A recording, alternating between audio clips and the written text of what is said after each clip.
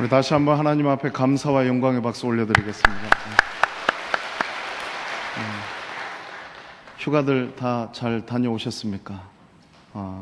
안 간 분들은 대답 안 하셔도 됩니다. 다녀오신 분들만 대답하시라고 제가 물은 겁니다. 날씨가 이제 좀 제법 이렇게 찬바람이 선선하게 새벽으로 아침으로 부는 것 같습니다. 이제 무더운 여름도 얼마 지나지 않으면은 이제 끝나고 또 우리에게 계절의 변화와 함께 또 가을이 찾아올 것 같습니다. 그래서 이 휴가와 방학 기간 동안에 영적으로나 육적으로 또 재충전하셔서 또 이제 남은 하반기에도 더욱더 주의 일에 힘쓰는 우리 모든 성도들 되시기를 주의 이름으로 축원합니다. 우리 옆에 계신 분들 한번 바라보시면서 인사하실 때 당신은 빛의 자녀입니다 하고 한번 인사하겠습니다.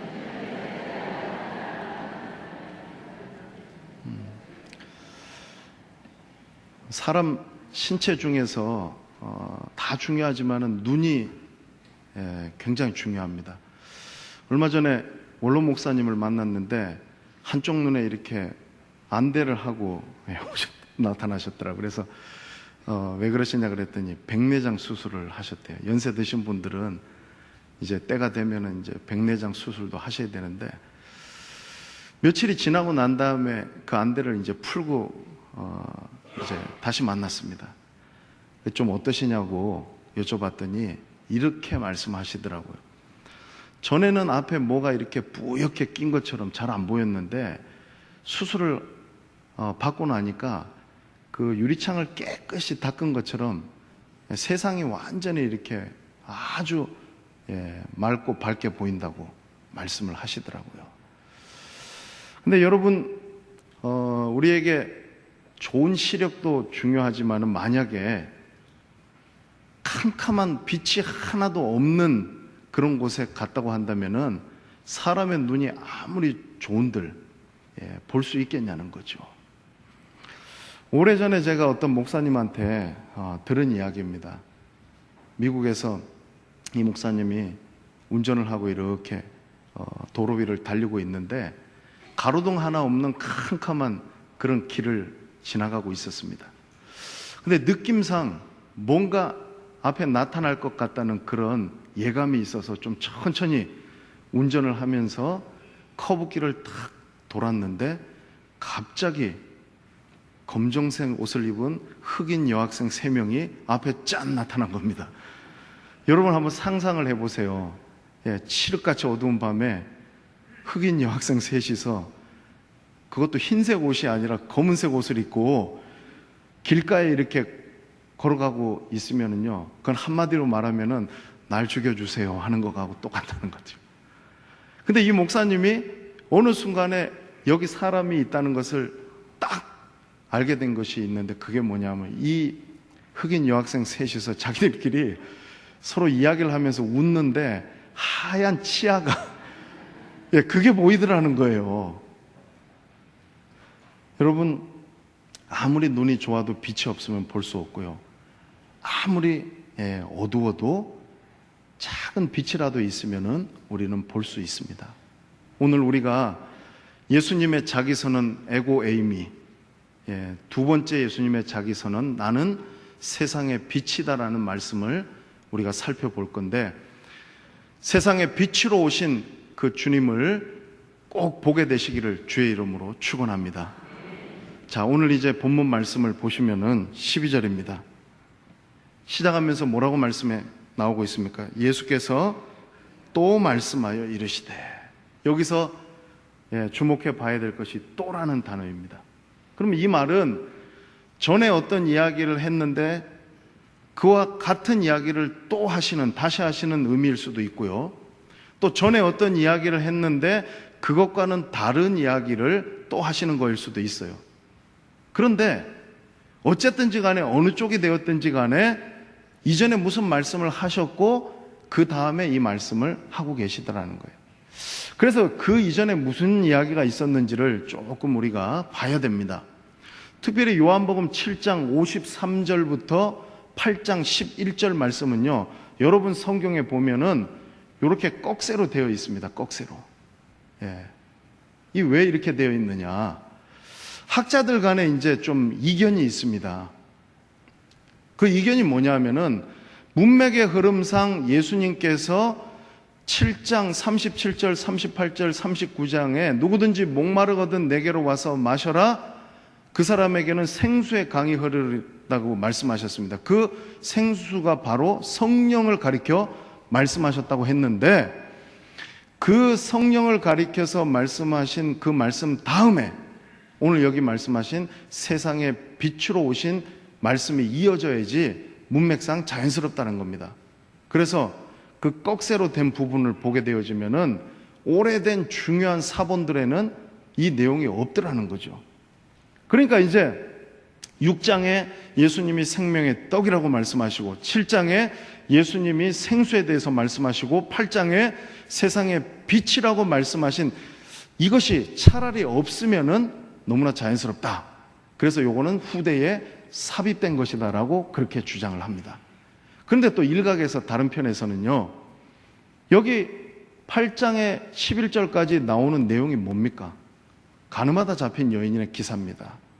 그러면은 이 가늠하다 잡힌 여인은 마치 흑암과 같은 삶을 살아가고 있었다는 거죠.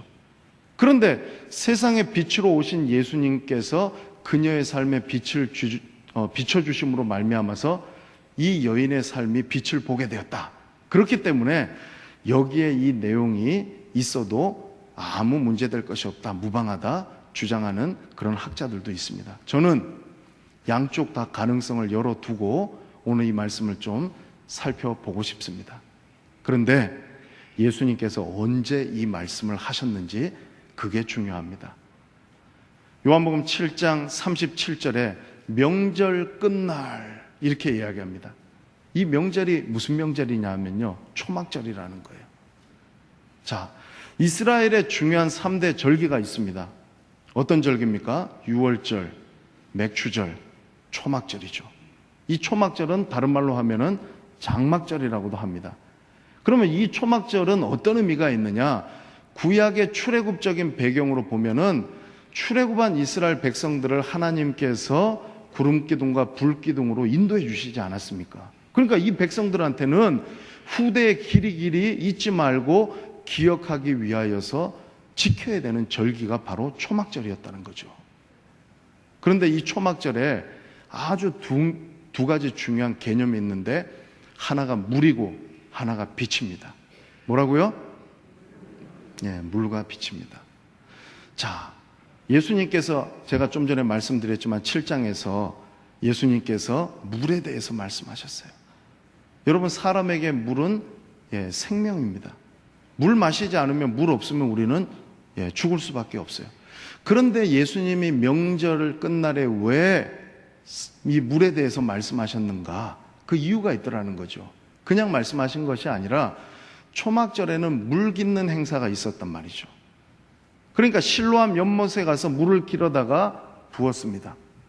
이 물을 붓는다는 것은 무엇을 의미하냐 하면은 앞으로 제2의 출애굽과 같은 예수님의 재림이 임하게 되어질 때에 그 마지막 때에 부어질 성령을 나타낸다는 겁니다. 그래서 에스겔서나 요엘서 말씀에 보면은 우리가 잘 아는 요엘서 2장 28절 이하의 말씀에 잘 나오고 있지 않습니까? 말세에 내가 내 영을 부어준다 그랬습니다. 자녀들은 예언할 것이라고 말씀하고 있습니다. 바로 그 말씀이라는 거예요. 그래서 여기서 예수님은 내가 보내줄 성령이 바로 이 말하는 물이 바로 성령이다. 그 생명을 주는 분이 바로 나라는 것을 예수님이 초막절에 나타내신 거예요. 그걸 알아야 됐다는 거죠. 또 하나가 뭐라 그랬습니까? 벌써 다 잊어버리셨어요. 예? 어려운 말이 아니라 물과 뭐라 그랬습니까? 빛이라는 거죠. 이 빛이 더 중요하다는 거죠. 예. 구약에 보면은 이 빛은요, 다윗은 시편 27편 1절 말씀에서 여호와는 나의 빛이요 이랬습니다. 또 이사야 49장 말씀에 보면은 오실 메시아는 이방의 빛이라 그랬거든요. 그러니까 빛이 굉장히 중요한 거예요. 그런데 초막절은 빛의 축제의 절기였습니다. 자, 성전이 있습니다. 성전의 가장 바깥쪽을 뭐라고 부르냐 하면은 거기는 여인들의 뜰이었다는 거죠.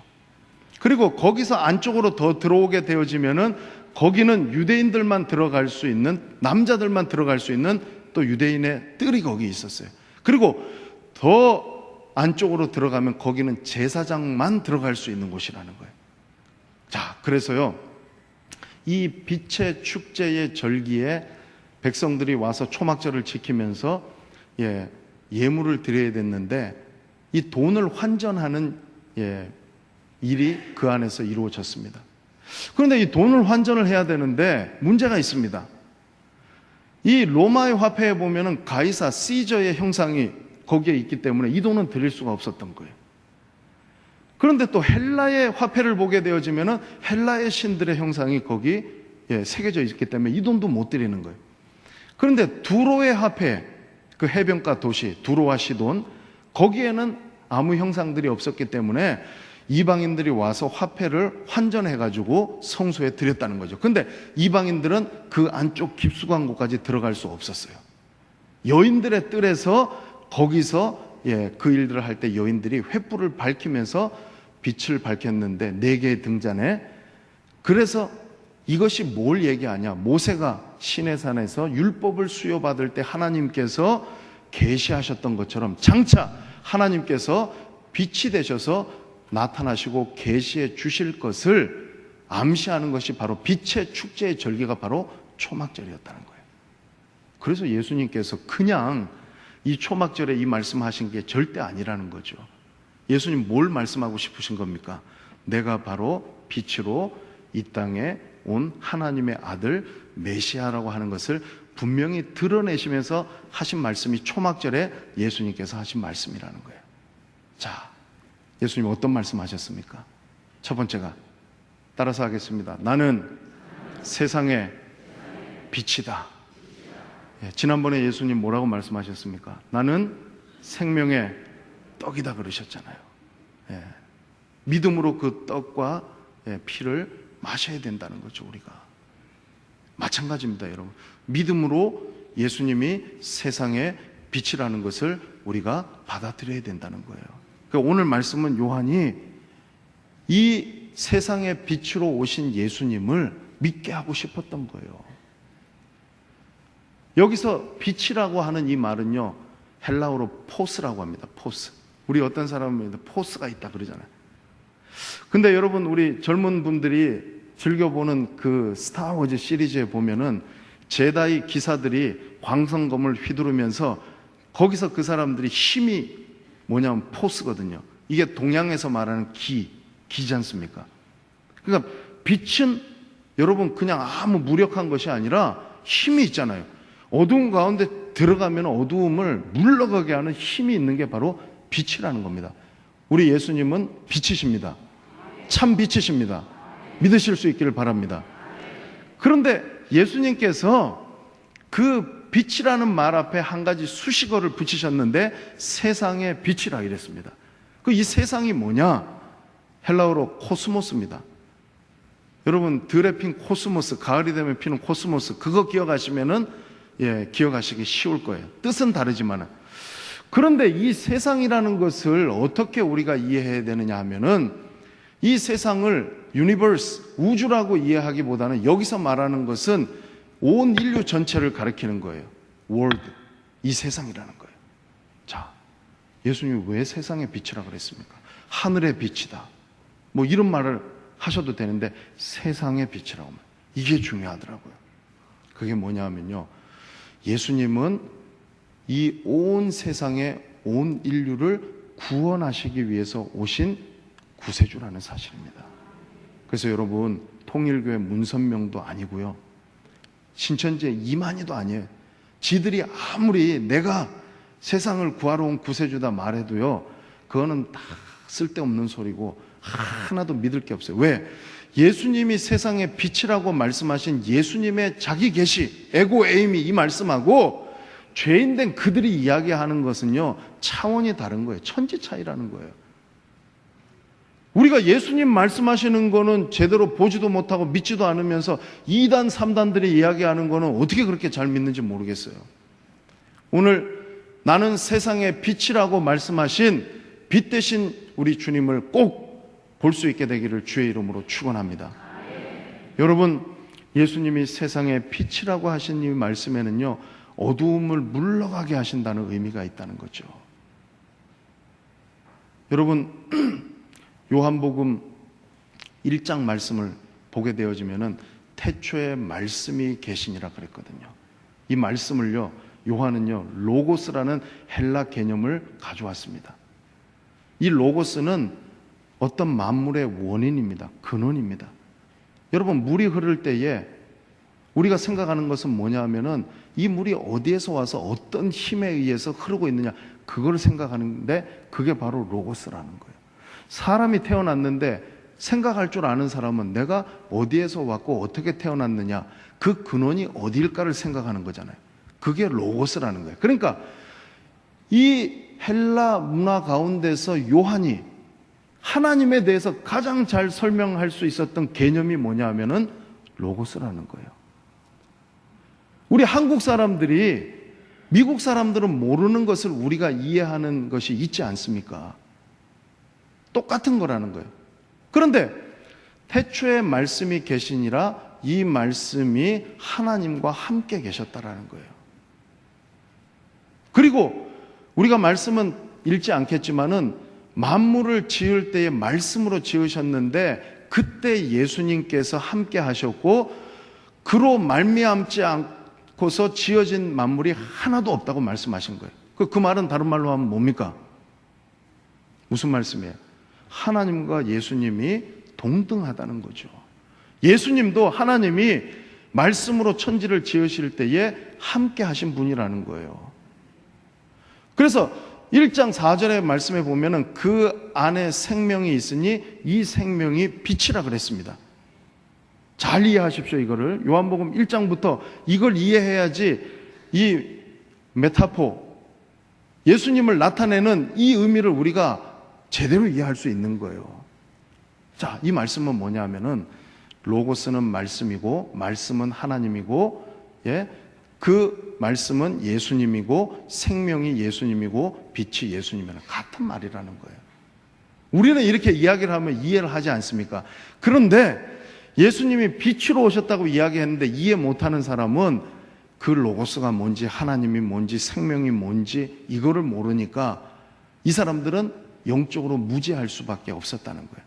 그래서 예수님이 이 땅에 오셔서 빛을 비춰주신다는 것은 어떤 의미가 있냐면 빛은 지식이라는 거예요.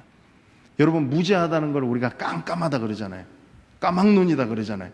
그런데 우리가 뭔가 알게 됐을 때 내 안에 빛이 확 들어오면서 나의 무지가 걷어지는 것과 같은 그런 일이라는 거예요. 그러니까 예수님이 빛을 비춰주셨다는 거예요.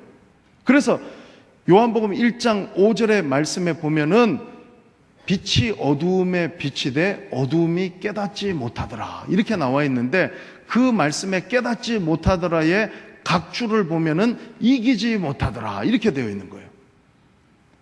여기에 깨닫지 못하더라는 이 말, 헬라어 카타람바노라고 하는 이 말은요, 예, 붙잡다라는 뜻이 있고 이기다라는 뜻이 있고 이해하다라는 뜻이 있는 거예요. 자, 그러면은 깨닫지 못하더라 이 말은 뭐냐 하면은 빛이 비치면 어두움은 걷어지고 이 빛으로 말미암아서 무지가 이제 깨달아지는 그런 일들이 일어나게 된다는 것을 말씀해 주는 것이 요한복음 1장 5절 말씀이라는 거예요. 그래서 여러분, 예수님이 빛으로 우리에게 비춰 주실 때에 저와 여러분들의 모든 어두움이 물러가고 우리의 영적인 무지가 물러가는 역사가 일어날 줄로 믿습니다. 여러분, 예수님은 지금 그거를 비춰주고 싶으셨던 거예요. 그런데 예수님께서 나는 세상의 빛이라고 하시고 이 말씀을 하신 이후에 이런 말씀을 이어서 하십니다. 나를 따르는 자는 어두움에 다니지 않는다라는 거예요. 나를 따른다, 이 말이 중요한 말이더라고요. 이 따른다는 이 말은 뭐냐면은 예수님과 함께 걷는다는 거예요. 동행한다는 거예요. 여러분, 예수님과 함께 동행하십니까? 여러분, 빛의 자녀는 주님과 함께 동행하는 사람인 줄로 믿습니다. 여러분, 우리가 중요합니다. 우리가 어두움의 자녀가 아니잖아요. 빛의 자녀라고 말씀하셨어요. 그러면 빛의 자녀는 누구와 함께 걸어야 됩니까? 주님과 함께 걸어야 된다는 거예요. 그런데 어찌된 영문인지 빛의 자녀인 우리가 주님과 함께 걷는 것을 좋아하지 않더라고요. 죄와 어두움 가운데 걷는 사람들이 너무나도 많다는 거죠. 요한복음 3장을 보면은 예수님께서 어느 날 밤에 사내들인 공회원이었고 유대인 랍비였던 니고데모라고 하는 사람이 예수님을 밤중에 찾아왔습니다. 그래서 그 니고데모와 대화를 하시는데 이 니고데모가 어떻게 사람이 거듭날 수 있냐고 물었지 않습니까? 물과 성령으로 거듭나지 않고서는 하나님 나라를 볼 수 없다고 말씀하셨어요. 그러니까 이거를 니고데모가 잘 이해를 못하니까 예수님이 계속해서 쭉 설명을 하셨어요. 그리고 나서 3장 19절 말씀에 이런 말씀을 하신 거예요. 빛이 세상에 왔지만은 이 어두움을 좋아하는 사람들이 어두움을 더 사랑하더라는 거죠.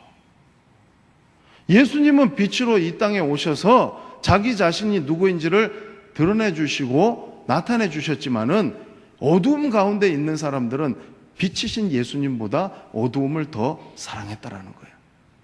그러면서 20절 말씀에 어두움에 있는 자마다 빛으로 나오지 않는다 그랬어요. 왜? 자기 행위가 드러날까 함이라는 거예요.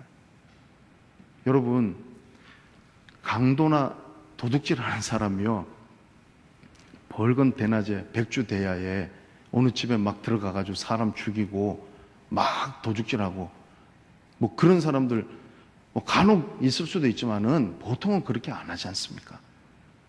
왜 그러냐 하면은 여러분, 빛이 있는 곳에는 어두움이 함께 할 수 없기 때문에 그런 거예요. 그럼 그런 사람들 어떻게 합니까? 남들이 잠들어 있고 아무도 보지 않는 캄캄한 밤에 사람 죽이거나 남의 집에 들어가가지고 도둑질 한다는 거예요. 그래서 그 사람들 잡히고 나면은요, 막 우리 뉴스 같은 데 보면은 얼굴을 고개를 빳빳이 들고 자기가 잘났다고 하는 사람 별로 없어요. 왜냐하면 다 옷을 이렇게 뒤집어 쓰고 자기를 가리는 거예요. 부끄럽잖아요. 예수님이 세상에 빛으로 왔는데 왜 사람들이 안 받아들이느냐? 자기 행위가 드러날까 봐서 그런 거예요. 그런데 오늘 예수님 뭐라고 말씀하십니까? 나를 따르는 자는 어두움에 다니지 않아야 된다는 말씀이에요. 여러분, 제가 전에 이런 말씀 드렸습니다. 여러분, 우리의 마음속에도요, 빛보다 어두움을 사랑하는 마음들이 도사리고 있더라고요. 근데 여러분, 중요한 것은 뭐냐면은 여러분, 어두운 장소에는, 죄악이 있는 장소에는 여러분 절대 가지 말아야 됩니다. 여러분, 어두운 검은 돈이 있는 데에는 사업하는 분들은 거기에 가면 안 된다라는 거예요. 예수 믿는 빛의 자녀들은요, 여러분, 어두운 죄 짓는 사람들의 무리 속에 거기에 내 발로 찾아가면 안 된다라는 거예요. 그거는 예수님과 함께 걷고 예수님과 동행하는 사람의 모습이 아니라는 거예요. 여러분, 빛의 자녀로서 빛 가운데 거하시고 예수님과 함께 빛이 있는 곳에서 걸어가시는 저와 여러분들 되시기를 주의 이름으로 축원합니다. 여러분, 그래서 예수님께서 오늘 이 말씀을 하시고 난 다음에 12절 하반절에 보면은 또 한 가지 말씀을 하고 계세요. 그게 뭐냐 하면은 나는 그냥 빛이 아니라 생명의 빛이라는 거예요. 따라서 하겠습니다. 나는 생명의 빛이다. 예. 여러분, 우리 인생 살아가면서 뭐가 제일 중요합니까? 한번 대답해 보세요. 돈입니까? 건강입니까? 여러분, 생명이잖아요. 여러분, 생명만큼 중요한 것은 없습니다. 근데 빛은요, 여러분, 어두움을 밝혀주는 역할도 하고 우리의 무지를 거두는 역할도 하지만 또 하나 중요한 것이 뭐냐 하면 빛은 생명을 줍니다. 여러분, 식물에게 빛이 왜 필요하죠? 왜 필요합니까? 빛이 비치면은 식물이 광합성 작용을, 화학 작용이 일어나가지고 필요한 영양분을 얻을 수 있는 거예요. 근데 빛이 제대로 그 식물에게 비춰지지 않으면요, 이 식물이 제대로 광합성 작용을 할 수 없는 거라는 거죠. 여러분, 식물만 그렇습니까? 사람도 마찬가지예요. 여러분, 사람이 햇빛을 받지 못하면은 비타민 D가 부족하게 됩니다. 그럼 어떤 질병이 찾아오냐 하면은 먼저 우울증이 찾아오는 거예요. 그리고 여러분, 구루병도 찾아오고요. 골다공증도 오고 그 외에 여러 질병들이 찾아오더라는 거죠. 햇빛만 못 받아도 우리가 여러분 질병이 우리 몸속에 찾아올 수 있다는 거죠. 미국에 가면 시애틀이라고 하는 도시가 있어요. 아주 가볼 만한 도시고 아름다운 도시입니다. 그쪽 서부에서 몇 번째로 큰 도시. 영화로도 제작되었어요. 시애틀의 잠 못 이루는 밤. 야경도 아주 멋지고 너무나 참 그런 화려한 도시입니다. 그런데 그 표면만 보면은 그럴 수 있는데 이면에 들어가 보면은 사실 이 시애틀이라고 하는 도시는 그렇게 매력적인 도시가 아닙니다. 왜냐하면 날씨가 좋지 않습니다. 비가 자주 옵니다. 그렇다 보니까 사람들이 우울해집니다. 자살을 많이 합니다. 그래서 지금 우리에게 잘 알려진 세계적인 그룹인 스타벅스 있지 않습니까? 하워드 슐츠가 시애틀에서 처음으로 커피 장사를 시작하게 되었습니다. 그런데 대박을 일으킨 거예요. 사람들이 이 커피에 도움을 얻으니까 자살률도 줄어들고 그렇게 되더라는 거죠. 여러분, 사람이 빛을 받지 못하고 날씨만 안 좋아도 영향을 받을 수가 있습니다. 미국 사람들 날씨 좋으면 꼭 하는 게 있죠. 일광욕입니다. 왜냐하면 자기들의 피부에는 백인들은 곰팡이균이 있기 때문에 이 사람들 날씨 좋으면 밖에 나가서 태워야 됩니다. 그래야지 피부가 건강해진다는 거예요. 빛이 그만큼 우리에게 중요하다는 거죠.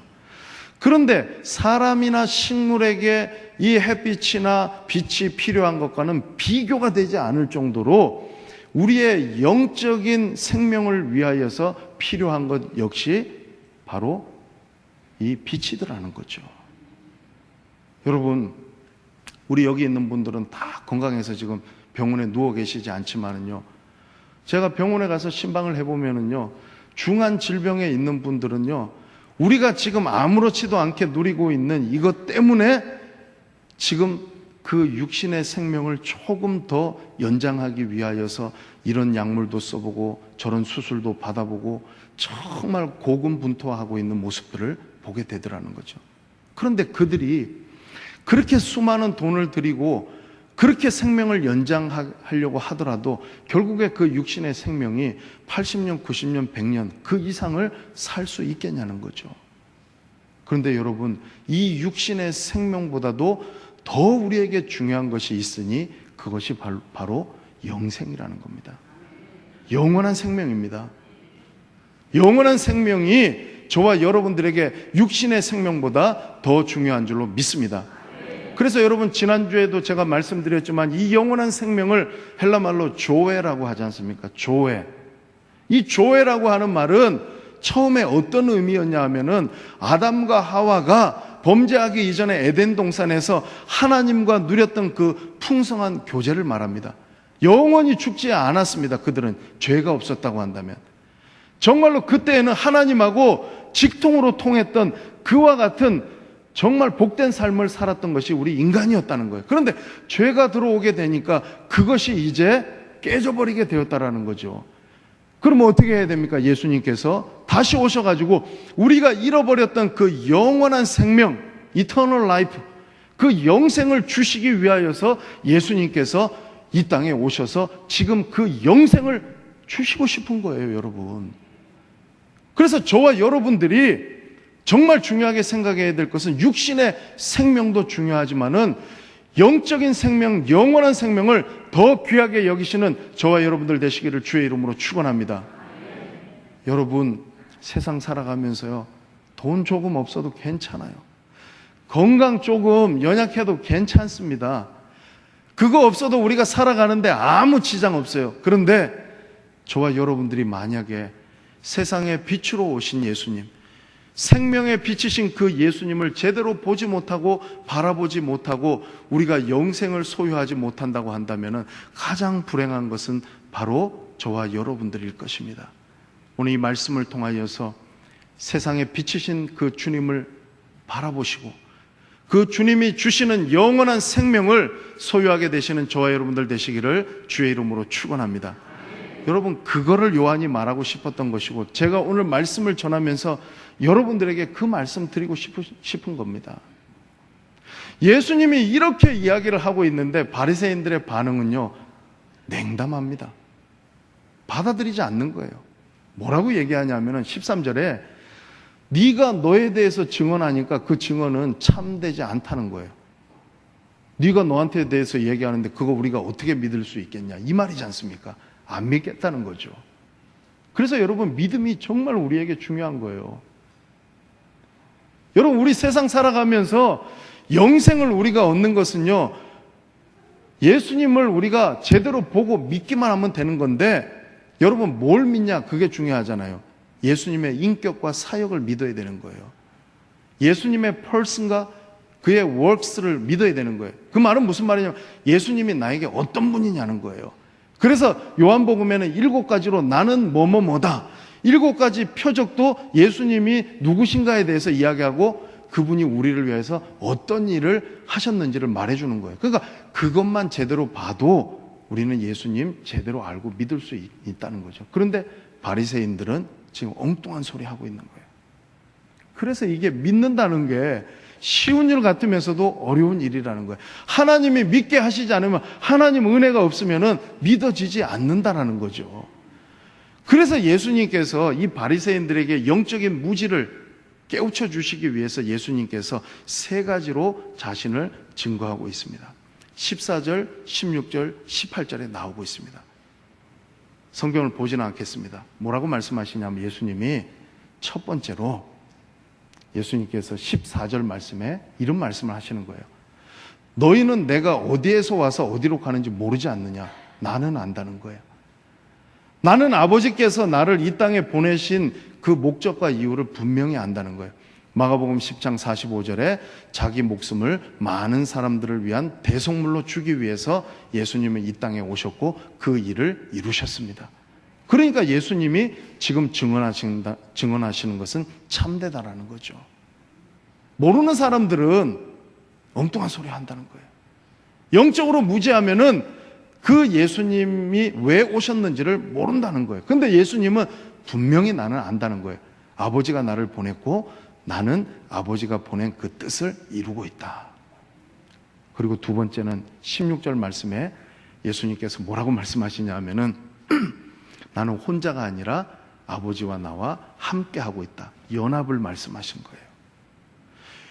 이 유대 율법에 의하면은 증인을 세우려면은 여러분 2-3명이 증인을 서야 되는 거예요. 혼자 말하면은 그거 믿지 않습니다. 그런데 예수님은요, 아주 기가 막힌 말씀을 하는 거예요. 아버지와 내가 하나이기 때문에 둘도 될 수 있고 하나도 될 수 있다는 거예요. 예수님은 지금 나는 하나님의 아들이고 메시아라는 것을 말씀하시고 있기 때문에 예수님 자신은 떳떳하게 그 말씀을 하고 계시다라는 거죠. 그리고 마지막 3번째 증언, 더 놀랍습니다. 18절 말씀에 보면은 예수님께서 뭐라고 말씀하시냐 하면은 아버지가 나를 증언해 주고 있다라는 거예요. 여러분, 하나님이 만약에 이 사람 메시아 맞다라고 이야기하면은 그거 믿어야 되지 않습니까? 여러분, 그보다 더 중요한 증언이 어디 있습니까?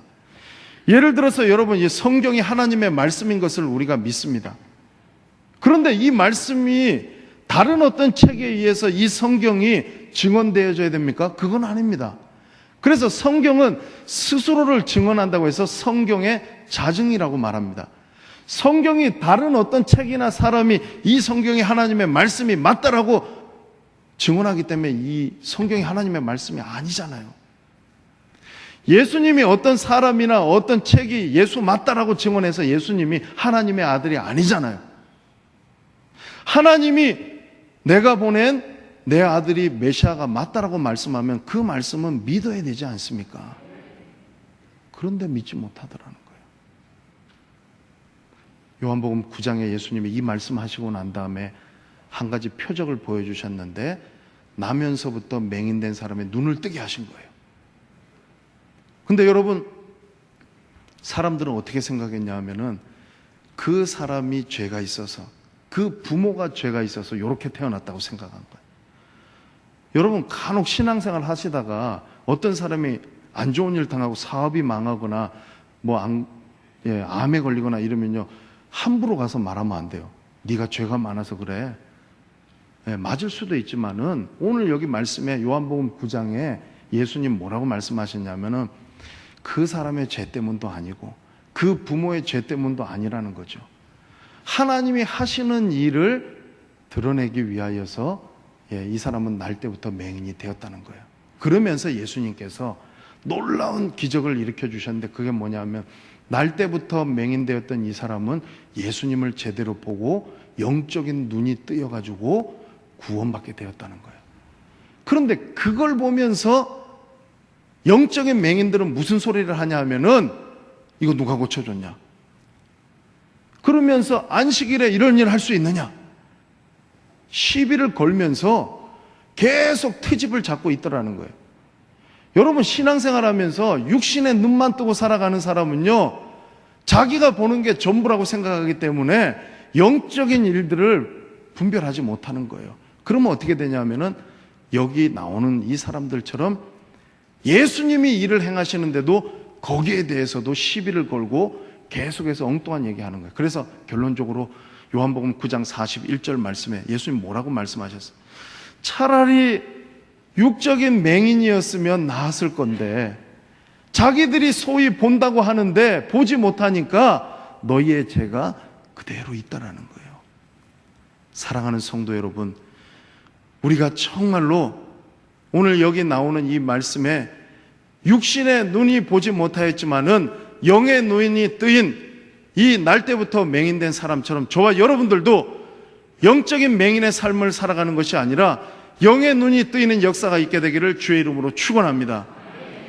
요한도 이것을 말하고 싶었고 예수님도 이 표적과 이 예수님의 말씀을 통하여서 제발 너희의 영적인 눈이 뜨이기를 원한다라고 예수님께서 말씀하고 계신 거예요. 그러면 그 말씀이 여러분 그때 예수님 당시에 살았던 그 사람들에게만 주시는 말씀이 아니잖아요. 오늘 여기서 말씀을 듣고 있는 저와 여러분들에게도 우리 안에 있는 영적인 무지가 거쳐지는 역사가 일어나게 되기를 주의 이름으로 축원합니다. 여러분, 예수님 보지 못하고 신앙생활하면 가장 불행한 거예요. 예전에 들은 이야기인데 어떤 세미나에서 강의하는 목사님이 거기에 계신 목사님들한테 여러분 진지하게 한번 물었다는 거예요. 만약에 여러분들에게 100억이 주어진다고 하면 어떻게 하실 겁니까? 그랬더니 그 중에 어떤 한 분이 아주 진지하게 대답을 하더라는 거예요. 나 목회 안 하겠습니다. 근데 여러분, 이 목사님이 나쁘다 그 생각하시기 전에 만약에 여러분 주님이 저와 여러분에게 이 질문을 똑같이 한다고 하면 여러분 뭐라고 하시겠어요? 솔직히 여러분하고 저한테 100억을 준다 그러면은 여러분 예배 드리러 이 자리에 나오겠어요? 여러분 신앙생활 하고 싶으겠어요? 여러분 예수 믿고 살면은 더 불편하고 예수 믿고 살면은 우리가 손해봐야 될 것도 너무나 많잖아요. 예수 차라리 안 믿으면 그냥 편하게 살고 내 마음대로 살 수 있잖아요. 그런데 여러분 왜 예수 믿냐는 거죠. 예수님이 왜 자신이 세상의 빛으로 왔다는 것을 이렇게 말씀해 주고 싶냐는 거예요. 제가 지난 토비세 때 빙산의 일각이란 말씀 드렸잖아요. 그 위에 수면에 떠오른 5%도 안 된 그거 보면서 그게 전부인 줄로 알고 살아가는 사람은요, 정말 100억 주어지면은요, 나 예수 안 믿겠다 할 수 있을 거예요. 그 나머지 밑에 있는 것들을 그걸 봐야 되는 거예요. 그걸 어떻게 보냐면 영적인 눈이 열려야지 볼 수 있는 거라는 거죠. 영적인 맹인은 그거를 보지 못한다라는 거예요. 그러니까 예수님이 이렇게 자기에 대해서 세 가지로 증언을 하시는데 19절 말씀에 보면은 이제 결론을 향해 달려갑니다. 이 바리새인들이 기가 막힌 소리를 하는 거예요. 네 아버지가 누구냐고 묻고 있습니다. 여러분 여기서 말하는 아버지가 예수님이 지금까지 말씀하신 하나님 아버지가 아니라는 데 문제가 있다는 거예요. 이들이 얘기하는 건 뭐냐면 우리가 너네 아버지 안다는 거죠. 요셉이 네 아버지인데 아마 요셉은 죽었지 않느냐. 근데 왜 그 소리 해? 영적인 맹인과 영적인 무지함을 가진 사람들은 지금 그 소리를 하고 있는 거예요. 여러분이 하나님 말씀을 듣고 이 요한복음 말씀을 살펴보고 오늘 설교를 듣는 이유가 무엇입니까, 여러분? 여러분 예수 잘 믿어가지고 팔자 고치고 예수 잘 믿어가지고 여러분 물질에 복 받고 건강하게 살고 그게 전부가 아니잖아요. 아버지 제대로 알아야 된다는 거죠. 그 아버지를 알 수 있는 유일한 길이 뭐냐면 예수님을 우리가 알면 아버지는 자연적으로 알게 되는 거예요. 그러니까 여기에 나오는 바리새인들은 몰랐던 그 아버지를 우리는 아는 거예요. 왜? 세상의 빛으로 오신 예수님을 우리는 봤고 알기 때문에 그렇다는 거죠. 영적인 눈이 뜨이게 되기를 주의 이름으로 축원합니다. 그래서 여러분 오늘 예수님의 두 번째 자기서는 나는 세상의 빛이라고 하신 이 말씀은요, 우리 안에 있는 영적인 무지를 걷어내고 우리 안에 빛으로 오신 그분이 우리에게 생명을 주시는 분이라는 것을 우리에게 분명히 증거해 주는 말씀이라는 거죠. 우리 가운데 아무도 예수님 보지 못하는 분들 없기를 주의 이름으로 축원합니다. 제가 이렇게 말씀을 드려도요, 신앙생활 하면서 오래돼도 예수님 누군지 모르고 신앙생활 하는 분들이 있더라고요. 그러면 안 돼요, 여러분. 다른 거 다 몰라도 괜찮아요. 없어도 괜찮아요. 그런데 예수님만은 누구이신지 우리가 분명히 알아야 돼요. 그래야지 우리가 영생을 얻을 수 있거든요. 우리가 잘 아는 헬렌 켈러 있죠, 헬렌 켈러. 앞도 못 보잖아요. 듣지도 못하잖아요. 이 헬렌 켈러 불쌍하잖아요. 우리가 보기에 얼마나 불쌍합니까? 불행합니까? 그런데 헬렌 켈러가요, 책을 하나 썼는데 만약 내가 3일만 볼 수 있다면, 며칠요? 3일만. 30일도 아니에요. 300일도 아니에요. 3일. 단 3일. 정말 여러분 보지 못하는 사람에게는 3일만 보는 것도 평생의 소원이라는 거예요. 그러면 뭘 하겠느냐? 거기에 적어놨는데 첫째 날은요, 자기를 가르쳐준 설리반 선생님 찾아가서 정말 이 좋은 설리반 선생님 얼굴 한번 보고 만져보고 정말 감사 인사 드리고, 그 다음에 돌아오는 길에 나뭇가지에 나뭇잎과 들에 핀 그 꽃을 보면서 지는 석양의 노을을 보면서 나 잠들고 싶다. 그게 첫째 날에 하고 싶은 일이었어요. 만약 3일만 볼 수 있다면. 둘째 날에는 뭐 특별한 것을 하고 싶었느냐? 그게 아니더라는 거죠. 둘째 날에 하고 싶었던 것은 뭐냐면은 메트로폴리탄 박물관에 가서 거기에 있는 작품들 보고 또 미술관에 가서 인류가 이렇게 지금까지 발전되어 온 그런 모습들 보면서 또 돌아가는 길에 정말 자연 만물들 이렇게 내가 보면서 또 둘째 날 보내고 싶었던 거예요. 그리고 마지막 셋째 날은요, 더 소박한 꿈이 있더라고요. 아침에 길거리에 나가서 볼 수 있는 사람들이 행복한 모습으로 웃으면서 직장 가고 출근하는 모습 보면서 나도 좀 그런 사람들 표정이 어떨까 하고 그거 보고 싶었다는 거예요. 그리고 나서 오페라 하우스에 가서 연극 한 편 보고 이제 쇼 윈도에 전시되어 있는 그 물건들 보면서 돌아와서 3일 동안 볼 수 있게 해주신 하나님께 감사 기도 드리고 나는 다시 흑암으로 돌아가고 싶다. 그렇게 소박한 자신의 소회를 밝히고 있는 책이 바로 만약 내가 3일만 볼 수 있다면.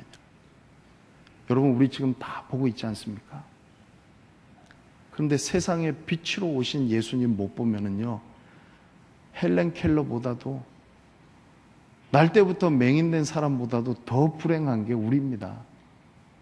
그런데 만약에 우리가 우리 마음속에 그 예수님 볼 수만 있다면, 우리가 영적인 눈이 뜨여서 그 예수님을 우리가 제대로 볼 수만 있다면은 우리에게 생명의 빛을 주시는 그 예수님으로 말미암아서 저와 여러분들은 이 세상에서 그 누구보다도 그 어떠한 사람들보다도 가장 행복한 사람이 될 줄로 믿습니다. 오늘 예수님의 두 번째 자기서는 나는 세상의 빛이다라는 이 말씀 꼭 기억하시고 그 빛이신 예수님 바라보면서 빛 가운데 거하심으로 생명의 빛 대신 그분이 우리에게 주시는 조회, 영생을 날마다 만끽하면서 살아가시는 귀하고 복된 성도들 다 되시기를 주의 이름으로 축원합니다.